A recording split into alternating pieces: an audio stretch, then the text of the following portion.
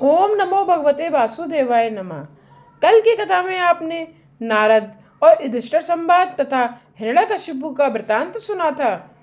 आज की कथा में हम प्रहलाद जी की कथा, याज्ञवल्क्य के मैत्री संवाद, प्रहलाद जी का प्रभु प्रेम और हिरण्यकशिपु के अत्याचार की कथा का श्रवण करेंगे।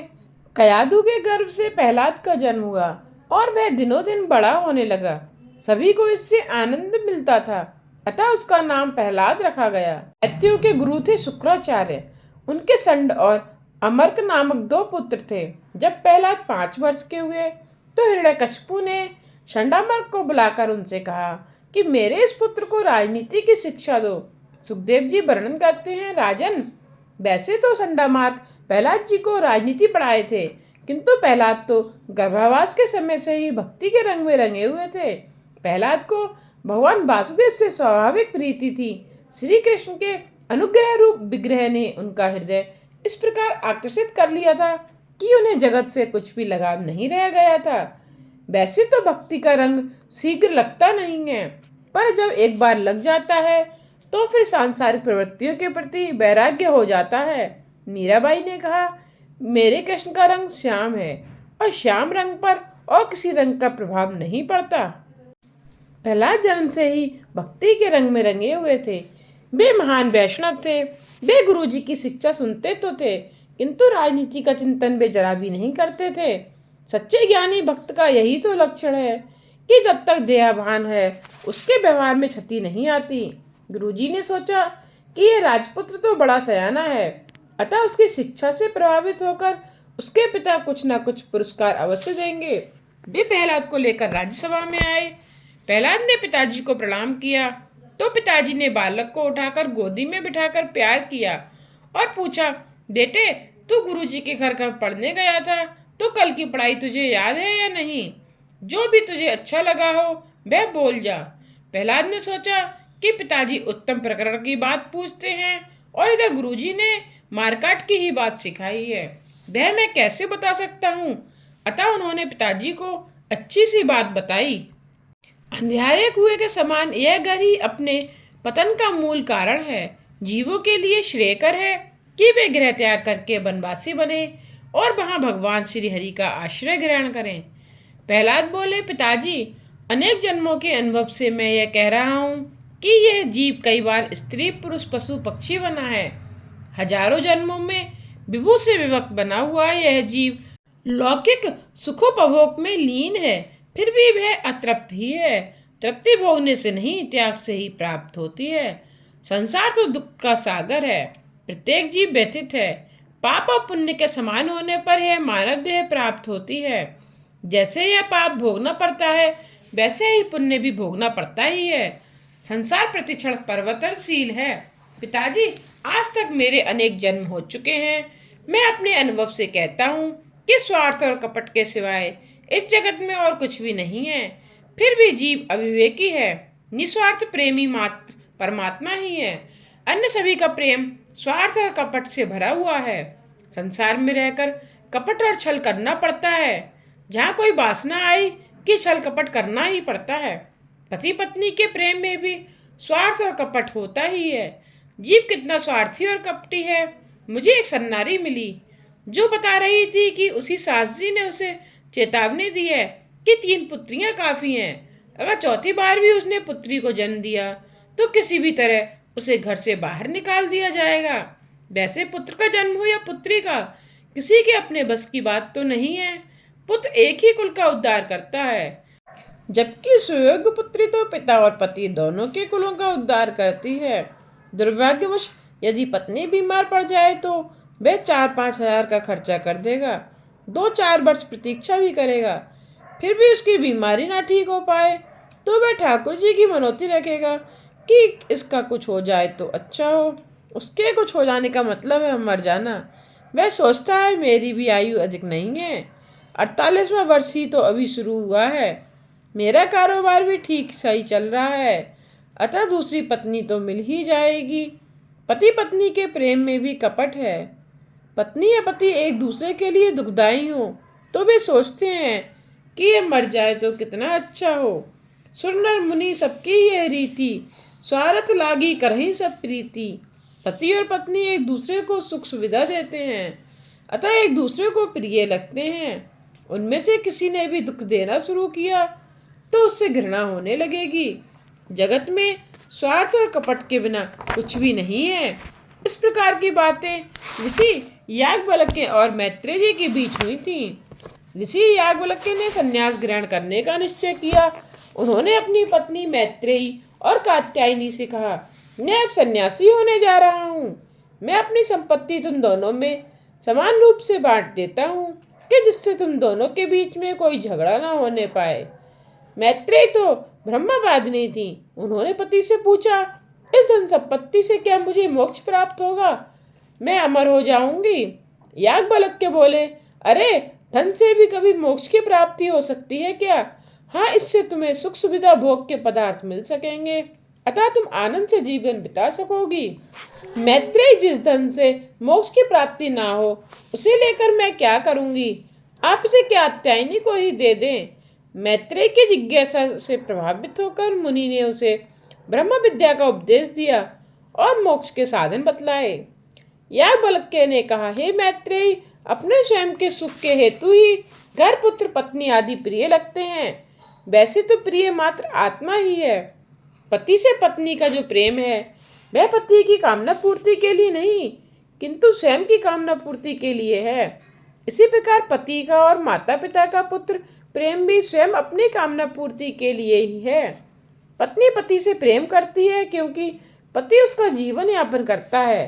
पति होगा तो मैं भी जी सकूंगी, इसी आशा और अपेक्षा से पत्नी पति से प्रेम करती है। इस प्रकार पति भी मात्र पत्नी से उसी की खातिर प्रेम नहीं करता है। वह उससे इसलिए प्रेम करता है क्योंकि वह उसकी इच्छाएं पूर्ण करती है। माता पिता पुत्र से इसलिए स्नेह रखते हैं क्योंकि उन्हें आशा है कि वह बड़ा होकर उनका पालन करेगा। मनुष्य कभी मनुष्य के साथ प्रेम नहीं करता, अपितु अपने स्वार्थ के साथ ही प्रेम करता है। प्रहलाद जी ने कहा, कई जन्मों के अनुभव से मैं यह कहता हूँ कि संसार में किसी को भी सच्ची शांति प्राप्त नहीं है। घर में अच्छी तरह से भजन नहीं किया जा सकता, अतः भजन घर में नहीं वन में जाकर करना है। एकांत में जाकर नारायण की आराधना करनी चाहिए। समाज सुधारक की भावना वैसे तो ठीक है किंतु इसके साथ साथ अहंकार भी उत्पन्न होता है और अहंकार अपने साथ सभी अवगुणों को लेकर आता है। समाज का कोई भी सुधार नहीं सका है, अतः तुम यही भावना करो कि मैं अपने जीवन और मन को ही सुधारूंगा। साधारण मनुष्य जगत को नहीं सुधार सकता। शंकराचार्य या बल्लवाचार्य का ही यह काम है। प्रहलाद जी की ऐसी बातें सुनकर हिरण्यकशिपु क्रोधित हो गया। उसने संडामार को उलाहना दिया कि मेरे बालक को उसने यह कैसा उपदेश दिया है, यह कैसी शिक्षा दी है। संडामार्ग, मैंने तो ऐसी शिक्षा उसे कभी दी ही नहीं। हिरण्यकशिपु बोले, देखो देव मुझसे डरते हैं, अतः वे सूक्ष्म रूप धारण करके विष्णु का प्रचार करते हैं और उनसे सावधान रहना। संडामार्ग ने प्रहलाद जी से पूछा, मैंने जो बातें तुम्हें पढ़ाई ही नहीं वह तुम अपने पिताजी के समक्ष क्यों बोले? प्रहलाद जी, गुरुजी, जीव ना तो किसी के कहने पर भक्ति करता है और ना ही ईश्वर की ओर गति ही करता है। वैसे तो संत कृपा और सत्संग के बिना भक्ति का रंग नहीं लगता, किंतु प्रभु कृपा से ही भक्ति का रंग लग जाता है। कुछ दिनों के पश्चात हिरण्यकशिपु ने फिर प्रहलाद से पूछा, बेटे, गुरुजी से इन दोनों तूने जैसी शिक्षा प्राप्त की है उनमें से कुछ अच्छी बातें मुझे भी तो बता। प्रहलाद जी कहने लगे, पिताजी, विष्णु भगवान की भक्ति में 9 प्रकार हैं। भगवान के नाम, गुण लीला आदि का श्रवण कीर्तन, उनके स्वरूप आदि का स्मरण, चरण सेवा, पूजा अर्चना, बंधन, दास्य, संख्य और आत्मनिवेदन। भगवान के प्रति समर्पण भाव से यह नवदा भक्ति करना ही सर्वोत्तम अध्ययन है, ऐसा मैं मानता हूँ। नवदा भक्ति से प्रभु प्रसन्न होते हैं। प्रभु की प्रसन्नता से जीवन सफल होता है, मात्र भोगोपभोग से शांति नहीं मिलती। पुत्र की ऐसी बातें सुनकर हिरण्यकशिपु क्रोधित हो गया और उसे अपनी गोद में फेंक दिया। उसने सेवकों को आज्ञा दी कि इस बालक को मारो, यह मारे जाने योग्य है, यह मेरे शत्रु के नाम का भजन करता है। आज्ञा पाते ही दैत्य सेवक प्रहलाद को मारने दौड़े। प्रहलाद की दृष्टि तो दिव्य थी, उन्हें तो तलवार में भी कृष्ण का दर्शन हुआ और जिसके हाथ में तलवार थी उस दैत्य में भी कृष्ण का दर्शन हुआ। संसार में बहुत से सुंदर पदार्थ हैं, किंतु सभी को भगवत भाव से देखो। जगत के काम करते हुए भी ईश्वर से संबंध बनाए रखो। बालक की अपेक्षा बाल कृष्ण से संलग्न रहोगे तभी कृष्ण मिलेंगे, और साथ ही लक्ष्मी भी। लौकिक नाम रूप में फंसा हुआ मन श्री कृष्ण के नाम रूप में लीन हो जाए तभी मुक्ति मिलती है और मनुष्य का उद्धार होता है। स्वरूपा शक्ति के बिना भक्ति फलवती नहीं हो पाती। सांसारिक विषयों के प्रति प्रेम होना आसक्ति है, भगवान के प्रति प्रेम होना भक्ति है। संसार शक्ति बंधन करता है, भगवदा शक्ति मुक्ति दाता है। सुखदेव जी सावधान करते हैं, राजन, आंखों में काम को स्थान मत दो और मन में स्वार्थ को स्थान मत दो। जगत को समता से देखो। अगर आंखों में खराबी है तो जगत भी खराब ही दिखेगा। संसार पर प्रीति होने पर भक्ति नहीं हो सकती। प्रभु के स्वरूप में आसक्ति ही भक्ति है। यदि भक्ति हो तो मुक्ति भी मिल सकती है। भगवान श्री कृष्ण के सिवाय अन्य कोई भी वस्तु सुंदर नहीं है। दो व्यक्ति फूल खरीदने के लिए बाजार गए। एक को भगवान की पूजा के लिए फूल लेना था तो दूसरे को पत्नी की बेड़ी के लिए। पहला व्यक्ति भक्त है और दूसरा आसक्त। पहले के हृदय में परमात्मा का श्रृंगार करने की भावना है, भक्ति है। दूसरा व्यक्ति पत्नी का श्रृंगार करना चाहता है, उसके मन में सांसारिक विलास की आसक्ति है। दोनों व्यक्तियों की क्रिया तो एक ही है, फूलों की खरीद। फिर भी एक की क्रिया में भक्ति है और दूसरों की क्रिया में आसक्ति। दैत्य प्रहलाद को पीटने लगे, फिर भी उनको जरा भी दुख नहीं हुआ। प्रहलाद की भक्ति दिव्य थी, वे निर्भय थे। उन्हें मारने हेतु कई उपाय किए गए, फिर भी वे मरे ही नहीं। हिरण्यकशिपु को लगा कि वह शायद जादूगर है। उसने आज्ञा दी, प्रहलाद को अंधेरे में बंद कर दो, वह अन्न जल के अभाव से मर जाएगा। प्रहलाद जी को बंदी बना दिया गया, फिर भी उन्हें किसी प्रकार का डर नहीं लगा। उन्होंने सोचा कि चलो अच्छा ही हुआ, अब मैं यहाँ शांतिपूर्वक भजन कीर्तन कर सकूंगा। सुख में भगवत कृपा का अनुभव करने वाला सामान्य वैष्णव है, किंतु जो दुख में भगवत कृपा का अनुभव करे वह तो महान वैष्णव है। दुख में भी जो सेवा स्मरण न छोड़े वही महान वैष्णव है। देवकी वसुदेव को कितना कष्ट सहना पड़ा, फिर भी उन्होंने धैर्य नहीं छोड़ा। हम तो छोटे से दुख से भी घबराहट महसूस करने लगते हैं और सोचते हैं कि मैंने इतना तो सेवा स्मरण किया, फिर भी भगवान ने कष्ट ही दिया। अच्छे दुखदायी अवस्था में भी प्रहलाद यही सोचते हैं कि मेरे भगवान तो मेरे संग ही हैं, फिर डरना कैसा। भयाक्रांत से ईश्वर दूत रहते हैं। गीता जी में कहा है कि मैं तेरे निकट हूँ, मैं तुझे देखता हूँ, फिर भी तू मुझे देख नहीं पाता। अंधेरे में भी प्रहलाद भयभीत नहीं हुए, वे कृष्ण का कीर्तन करने लगे। उन्हें आज अपनी देह का भान नहीं था। भगवत प्रेम में जिसे देह भान नहीं रहता उसे संसार के कोई भी विकार प्रभावित नहीं कर सकते। आज ठाकुर जी ने लक्ष्मी जी से पूछा कि जगत में कोई जीव भूखा तो नहीं रह गया ना। लक्ष्मी जी ने कहा, आपका भक्त प्रहलाद कैद में भूखा पड़ा हुआ है। तो भगवान ने कहा, देवी उसके लिए शीघ्र ही प्रसाद भेजो। लक्ष्मी जी ने प्रहलाद को अपना पुत्र मानकर अपना लिया। पार्षदों ने प्रहलाद से कहा कि तुम्हारे लिए लक्ष्मी जी ने यह प्रसाद भेजा है। प्रहलाद ने प्रणाम किया। उसने सोचा, प्रभु की मुझ पर इतनी कृपा है, उन्हें मेरी कितनी चिंता है, जो इधर कारावास में भी मेरे लिए उन्होंने प्रसाद भेजा। हिरण्यकशिपु के सेवकों को आश्चर्य हुआ। वे सोचने लगे कि हम यहाँ चौकसी कर रहे हैं, फिर भी प्रहलाद भोजन कैसे कर रहा है, यह जादूगर तो नहीं है। उन्होंने जाकर हिरण्यकशिपु से बात कही। उसने कारागार में जाकर देखा तो प्रहलाद प्रसाद खा रहा था। उसने पुत्र से पूछा, प्रहलाद सच सच बतला कि यह भोजन तुझे किसने दिया। प्रहलाद ने कहा, माता के घर में जिसने मेरा पालन पोषण किया वही यहाँ पर भी मेरा पालन पोषण कर रहा है। पिताजी, यह कारावास का कमरा तो फिर भी बड़ा है, जबकि गर्भवास में तो कितना छोटा होता है। वहाँ जिसने मेरा पोषण किया, मेरी रक्षा की, भाई यहाँ भी मेरा पोषण करेगा, मेरी रक्षा करेगा। हिरण्यकशिपु सोचने लगा कि यह तो किसी भी उपाय से मरता नहीं है, कहीं मुझे मारने के लिए ही तो यह नहीं आया है। वह घबराकर चंडामार्क के पास आया। राजा का निस्तेज मुख देखकर चंडामार्क ने आश्वासन देते हुए कहा कि 5 वर्ष का एक छोटा सा बच्चा भला तुम्हें कैसे मार सकता है। हम उसे वरुण पास से बांध देंगे। और वे वरुण पास से प्रहलाद को बांधकर घर वापस आ गए। प्रहलाद की दृष्टि तो ऐसी मंगलदायी हो गई थी कि उन्हें तो सभी जगह श्याम सुंदर के ही दर्शन होते थे। एक बार गुरुजी कहीं बाहर गए हुए थे तो शिष्यों ने गेंद खेलने की सोची। प्रहलाद ने उनसे पूछा कि मैं आज तुम्हें एक नया खेल खिलाऊंगा। उन्होंने उस बालकों को भागवत धर्म का उपदेश दिया। मित्रों, इस संसार में मानव जन्म अति दुर्लभ है। इसके सहारे तो परमात्मा की भी प्राप्ति हो सकती है, किंतु कोई यह जान नहीं पाता कि इसका अंत कब आने वाला है। अतः बुद्धिमान पुरुषों को चाहिए कि वे यौवन और वृद्धावस्था का विश्वास न करें और बाल्यावस्था से ही प्रभु प्राप्ति के लिए साधन करें।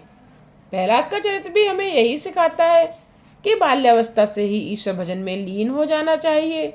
माता पिता को चाहिए कि अपनी संतानों में वे धार्मिक संस्कारों को उत्पन्न करें। वृद्धावस्था में देह की सेवा तो हो सकती है, किंतु देव की नहीं। मानव शरीर की प्राप्ति भोगोपभोग के लिए नहीं हुई है, अपितु इसकी प्राप्ति तो भगवत भजन के द्वारा प्रभु प्राप्ति के लिए ही हुई है। शरीर के नाशवान होने पर भी मनुष्य जन्म दुर्लभ है। कारण यह है कि वह जन्म इच्छित वस्तु से दे सकता है।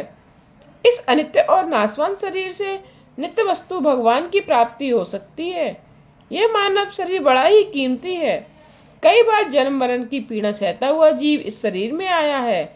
ईश्वर नित्य है और शरीर अनित्य है, किंतु इसी अनित्य से ही नित्य की प्राप्ति हो सकती है। अतः मानव देह की भी बड़ी भारी ही महिमा है। कहते हैं कि कभी मनुष्य की आयु 100 वर्ष की होती थी। आज तो वैसी बात नहीं है। आज तो आधी आयु निद्रावस्था में, चौथे भाग की आयु बाल्यावस्था में और कुमारावस्था में बीत जाती है। बाल्यावस्था अज्ञान में और कुमारावस्था खेलकूद में बीत जाती है।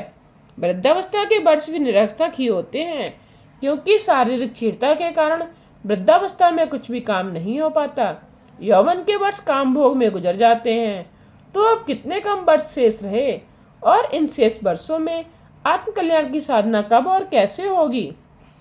अतः व्यक्ति को चाहिए कि वह हमेशा आत्मकल्याण की प्रवृत्ति करे। जब तक यह शरीर रूपी गृह स्वस्थ है, तब तक वृद्धावस्था का आक्रमण नहीं हो पाया है। जब तक इंद्रियों की शक्ति भी क्षीण नहीं हुई है, आयुष्य का क्षय भी नहीं हुआ है। सयाने व्यक्ति को चाहिए कि तब तक वह अपने आत्मकल्याण का प्रयत्न कर ले, अन्यथा घर में आग लग जाने पर कुआं खोदने से क्या लाभ। हमारे मस्तिष्क को कई प्रकार के भय घेरे रहते हैं। अतः यह शरीर जो भगवत प्राप्ति के लिए पर्याप्त है, रोगग्रस्त बनकर मृत्युवश हो जाए, उसके पहले ही आत्मकल्याण करने का प्रयत्न बुद्धिमानों को करना चाहिए। वैसे तो मनुष्य दुख नहीं मांगता, फिर भी वह अचानक आ धमकता है। कोई ऐसी मनौती तो मानता नहीं कि मुझे बुखार आ जाए तो मैं सत्यनारायण की कथा कराऊं, फिर भी बुखार तो आता ही है। प्रयत्न के बिना भी जिस प्रकार प्रारब्धानुसार दुख आता है, उसी प्रकार सुख भी आता है। सुख और दुख दोनों प्रारब्ध के अधीन है।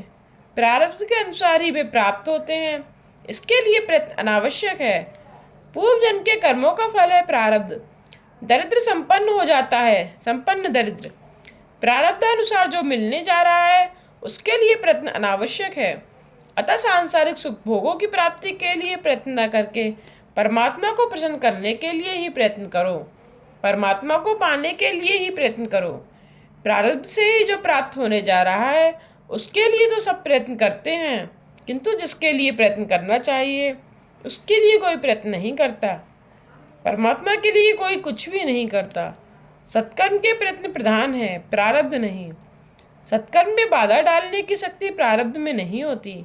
मनुष्य की अपनी दुर्बलता के कारण ही प्रभु भजन में बाधा उपस्थित होती है।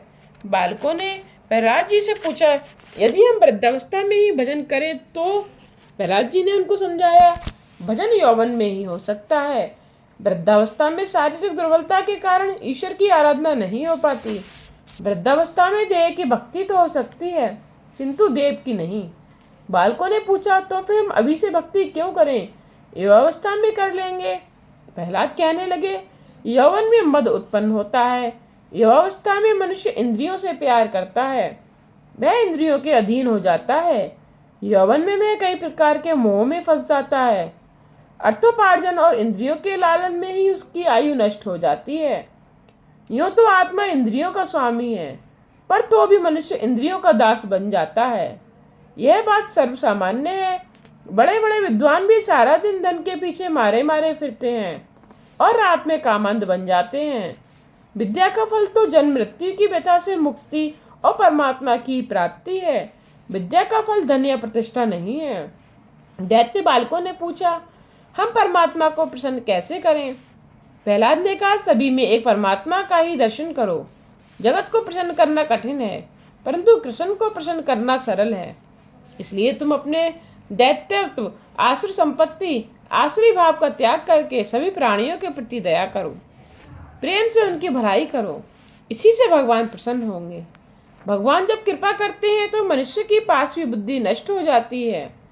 बालकों ने पूछा, प्रहलाद, हमें भगवान दिखाई तो देते नहीं, फिर तो उनकी आराधना हम कैसे करें? प्रहलाद जी कहने लगे, भगवान का ध्यान करते हुए तुम तन्मय हो जाओ। जिसे जगत नहीं दिखता उसे भगवान दिखाई देते हैं। प्रहलाद ने दैत्य बालकों को समझाया कि मैंने तुम्हें जो कुछ भी उपदेश दिया है वह मेरा अपना नहीं, अपितु नारद जी का है। बालकों ने पूछा, प्रहलाद, तेरी आयु तो कितनी छोटी सी है, फिर भी तू नारद जी से कैसे मिल सका? प्रहलाद जी ने कहा, जब मेरे पिताजी मंदराचल पर्वत पर तप करने गए थे तब इंद्रादि देवों ने दानवों पर आक्रमण कर दिया। इंद्र मेरी माता को बंदनी बनाकर ले जा रहे थे कि मार्ग में नारद जी मिल गए। उन्होंने इंद्र से कहा कि इस कयादू को मुक्त कर दो, क्योंकि उसके घर में प्रभु का परम भक्त समाया हुआ है। इंद्र ने माता को मुक्त कर दिया। मेरी माता नारद जी के आश्रम में गई। मैं जब गर्भवासी था तब माता ने संतों की बड़ी सेवा की। वह कथा कीर्तन में जाती थी, वह उसे भी कभी कभी नींद आ जाती थी, किंतु मैं तो बड़ी तत्परता से सुनता रहता था। यह निद्रा देवी कथा कीर्तन में बाधा उपस्थित करती हैं। कुंभकर्ण की पत्नी निद्रा देवी ने विधवा होने पर रामचंद्र जी के पास आकर पूछा, अब मैं कहाँ जाऊं? रामचंद्र जी ने कहा कि वह जहाँ चाहे वहाँ रह सकती है। तो निद्रा देवी ने कहा कि मैंने निश्चय कर लिया है, जहाँ आपका कथा कीर्तन होता होगा वहीं जाकर अपना आसन जमाऊंगी। पंच प्राण को कान में रखकर कथा सुनो। मैं तुम्हें और क्या कहूँ, मेरे प्रभु के प्रसन्न करने का साधन तो कीर्तन ही है। एक बार मीराबाई अन्य भक्तों के साथ कीर्तन कर रही थी। कई लोगों का ताल ठीक ना था। जब शरीर का ही भान नहीं रह पाता तो ताल की बात ही क्या। किसी ने बड़े बड़े अक्षरों में लिखा, ताल से गाओ। अगले दिन मीराबाई ने यह पढ़ा तो उन्होंने उसे रद्द करके लिखा, प्रेम से गाओ। कीर्तन में ताल की अपेक्षा प्रेम प्रधान है। कीर्तन करने से मन की अशुद्धि धुलती है और हृदय विशुद्ध होता है। प्रहलाद बालकों को समझा रहे हैं, नाम ही ब्रह्मा है। ईश्वर का निर्गुण स्वरूप अति सूक्ष्म है। मन बुद्धि जब तक अति सूक्ष्म नहीं हो पाते तब तक ईश्वर के निर्गुण स्वरूप का अनुभव नहीं हो सकता। ईश्वर का सगुण स्वरूप अच्छे तेजोमय है। प्रभु के सगुण स्वरूप का साक्षात्कार करने की शक्ति मनुष्य में नहीं है। नाम ब्रह्मा का दर्शन और अनुभव तो सभी करते हैं। कीर्तन में तालियां बजाने से नाद ब्रह्मा होता है। नाद ब्रह्मा और नाद ब्रह्मा एक होने पर परब्रह्मा का प्राकट्य होता है। नाम ब्रह्मा के साथ नाद ब्रह्मा का संयोग होने पर प्रभु को प्रकट होना ही पड़ता है। तालियां बजा बजा कर कीर्तन करो, प्रभु सभी को देखते हैं। कीर्तन में जो तालियां नहीं बजाता उसके लिए भगवान सोचते हैं कि मैं मूर्ख ही हूँ जो मैंने इसे हाथ दिए, किंतु अगले जन्म में अपनी भूल सुधार लूँगा और उसे दो और पाँव दूंगा। प्रभु भजन में तालियां बजाने में शर्म क्यों? पाप से शर्म करो। पाप करने में हेटी है। जो प्रभु भजन में तालियां बजाने से कतराते हैं उसे अगले जन्म में परमात्मा हाथ की जगह दो पाँव और देते हैं। अतः प्रेम से तालियां बजाकर संकीर्तन करो। प्रहलाद जी ने बालकों को आज्ञा दी, प्रेम से कीर्तन करो। भगवान को प्रसन्न करने के लिए दान, तप, यज्ञ, शौच, व्रत आदि ही पर्याप्त नहीं है। वे तो केवल निष्काम प्रेम भक्ति से ही प्रसन्न होते हैं। अन्य सब कुछ तो विडम्बना मार्थ है। अतः भक्ति करो। प्रहलाद जी सभी से कीर्तन मंत्र जप कराने लगे। हरे राम राम राम हरे हरे, हरे कृष्णा कृष्णा कृष्णा हरे हरे। यह मंत्र कलि संतरण उपनिषद का है। यह महामंत्र है। इसके जप करने के लिए किसी भी विधि की आवश्यकता नहीं है। इस मंत्र का जप चाहे जिस स्थिति में और स्नान किए बिना भी हो सकता है। रास्ते में चलते चलते जूतों सहित भी जप किया जा सकता है। सभी बालक तालियां बजाते हुए हरे राम राम राम हरे हरे का कीर्तन करने लगे। कथा में कीर्तन भी होना चाहिए। कीर्तन के बिना कथा परिपूर्ण नहीं हो पाती। कीर्तन से पाप जलते हैं, हृदय विशुद्ध होता है, परमात्मा हृदय में आप बसते हैं, अतः कीर्तन प्रेम से करो। प्रहलाद जी तन्मय हो गए और राधा कृष्ण का दर्शन करके थे थे नाचने लगे। बालक भी प्रभु भजन में मग्न होकर नाचने लगे। इतने में चंडामार्क आए। उन्होंने सोचा कि हिरण्यकशिपु ने कहीं यह जान लिया तो बड़ा अनर्थ होगा। उन्होंने प्रहलाद से कहा कि यह क्या उधम मचा रहे हो, बंद करो यह भजन। परंतु उनकी कौन सुनता, मन तो श्री कृष्ण से जा लगा था। तो प्रहलाद ने भी नहीं सुना। चंडामार्क ने दौड़कर प्रहलाद का हाथ पकड़ा। प्रहलाद का शरीर तो दिव्य था। ज्यों ही चंडामार्क ने उनका स्पर्श किया तो वे भी नाचने लगे। उसी दिन हिरण्यकशिपु ने सोचा कि मैं भी तो जरा देखूं कि गुरुजी कैसी शिक्षा दे रहे हैं। उन्होंने वहां एक सेवक भेजा। सेवक ने वह समूह नृत्य देखा तो सोच में पड़ गया। नाम संकीर्तन में लीन होकर गुरुजी और सभी बालक नाच रहे थे। सेवक ने सोचा कि राजा को तो यह बात अच्छी नहीं लगती, अतः यदि वे जान जाएंगे तो गुरुजी की हत्या करवा देंगे। सेवक ने गुरुजी का हाथ पकड़कर उन्हें आसन पर बिठलाने का प्रयत्न किया, किंतु गुरुजी के स्पर्श से वह भी नाचने लगा। वह भूल ही गया कि इधर क्यों आया था। सत्संग की महिमा ही न्यारी है। सेवक को लौटने में देरी हुई तो राजा ने दूसरा सेवक भेजा। उसने भी देखा वहां सबके सब संकीर्तन में पागल होकर नाच रहे हैं। उस भजन मंडली में से किसी व्यक्ति के स्पर्श से वह भी नाचने लगा। इस प्रकार राजा सेवक भेजता गया और वे सभी उधर जाकर नाचने लगे। राजा ने सोचा कि यह क्या रहस्य है। वह स्वयं दौड़ता हुआ आया। उसने देखा कि गुरुजी, बालकगण और सभी सेवक नाम संकीर्तन में लीन होकर नाच रहे हैं। इस दृश्य को देखकर राजा आग बबूला हो गया। उसने उन नाचने वालों में से किसी एक का हाथ पकड़कर नीचे बिठा दिया। राजा को स्पर्श से कुछ भी न हुआ, क्योंकि वह तो बिजली के बिगड़े हुए बल्ब जैसा था। बिजली का गोला यदि चालू हालत में हो तभी बिजली का प्रहार असर कर पाता है, अन्यथा नहीं। भजन कीर्तन रुक गया। गुरुजी ने राजा को सारी बात बताई तो वह क्रोधित हो गए। प्रहलाद से कहने लगा, अब भी मेरे शत्रु विष्णु का कीर्तन कर रहा है। जगत में मेरे सिवाय कोई ईश्वर है ही नहीं। दुष्ट, आज मैं तुझे मार डालूंगा। मेरा यह बालक स्वयं तो सुधरता है नहीं और अन्य बालकों को भी बिगाड़ रहा है। ऐसा सोचकर राजा ने लपक कर प्रहलाद का हाथ पकड़ा। राजा पर पुत्र की भक्ति का रंग चढ़ नहीं पाया। जब गोला ही बेकार हो तो फिर विद्युत शक्ति ही क्या करेगी। राजा ने प्रहलाद को धरती पर पटका तो धरती माता ने उसे अपनी गोद में उठा लिया। प्रहलाद जी ने पिता को प्रणाम किया तो हिरण्यकशिपु ने कहा कि तू मुझे प्रणाम तो करता है, किंतु मेरा कहा तो मानता नहीं है। बता, तेरा रक्षक विष्णु है कहाँ? प्रहलाद ने कहा, पिताजी, मेरे भगवान तो सर्वत्र हैं। पिताजी, शायद आप यह मानते हैं कि आप वीर हैं, किंतु वीर तो वही है जिसने अपने आंतरिक शत्रुओं को पराजित किया है। आप मानते हैं कि आपने जगत को जीता है, किंतु जग विजेता तो वही है जिसने अपने मन को जीत लिया है। काम, क्रोध आदि 6 चोर आपके मन में बसे हुए हैं, जो आपके विवेक धन को लूट रहे हैं।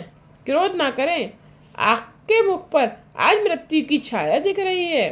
अतः राग द्वेष का त्याग करके नारायण की आराधना करें, मेरे नारायण का भजन कीजिए। हिरण्यकशिपु क्रोधित होकर कहने लगा, मेरा पुत्र होकर ही मुझे ही उपदेश दे रहा है, कहाँ है तेरा रक्षक विष्णु? प्रहलाद बोले, मेरे प्रभु तो सर्वव्यापक हैं, वे मुझ में हैं और आप में भी हैं। आप में वे हैं तभी तो आप बोल पाते हैं। विष्णु सर्व में हैं, सर्वत्र हैं। हिरण्यकशिपु, तेरे भगवान यदि सर्वत्र हैं तो फिर स्तंभ में भी उसके दर्शन क्यों नहीं हो रहे हैं? आज की कथा को यहीं विश्राम देते हुए कल की कथा में हम नरसिंह भगवान का प्रादुर्भाव और हिरण्यकशिपु का वध कथा का श्रवण करेंगे। आगे की कथा सुनने के लिए मेरे चैनल को सब्सक्राइब करके बेल आइकन पर प्रेस करके ऑल पर क्लिक करना ना भूलिएगा, जिससे आने वाले वीडियोस के नोटिफिकेशन आप तक पहुंचते रहें।